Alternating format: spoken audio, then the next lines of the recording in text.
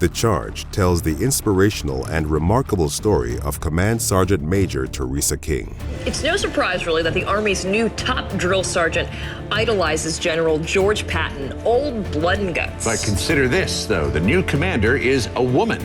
She is the first female to run one of the military's drill instructor schools. At 48, Command Sergeant Major Teresa King is the first woman to lead the Army's Drill Sergeant Training School. Tonight, a woman who doesn't so much take orders but gives them. She is helping young Army enlisted personnel to change how they think about drill sergeants because she's in charge of them. It's a military first, a woman heading up the Army's drill sergeant school at Fort Jackson, South Carolina.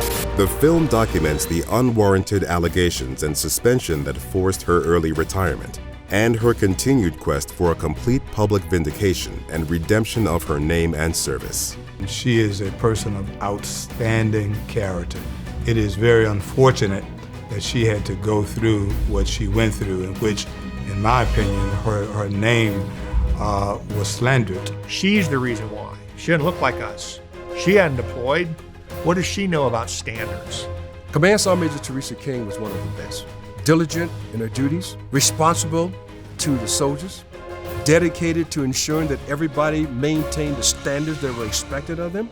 I think the first problem was it was a female, and the second problem was it was a black female who had not been to combat and had shined, and they didn't like that. Unfortunately, a few people that were in positions of authority were allowed to take action without regard to regulation or procedure, and were never held accountable for it. The film tells the story of the United States Army's first female commandant of the Drill Sergeant School, who was improperly relieved from her position after suffering years of harassment and discrimination at the hands of her superiors. What began as requests being ignored and public belittlement eventually turned into gaslighting, complete isolation from her peers, and the untimely end of her career.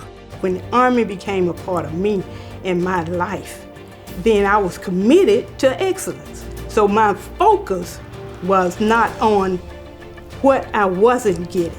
My focus became on what do I have and what can I do to use what I have to not only to move myself as well as my team to ensure that we accomplish the mission the absolute best we can.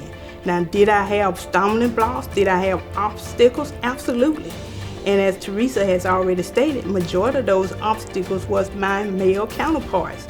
And a lot of that came from professional jealousy and envy.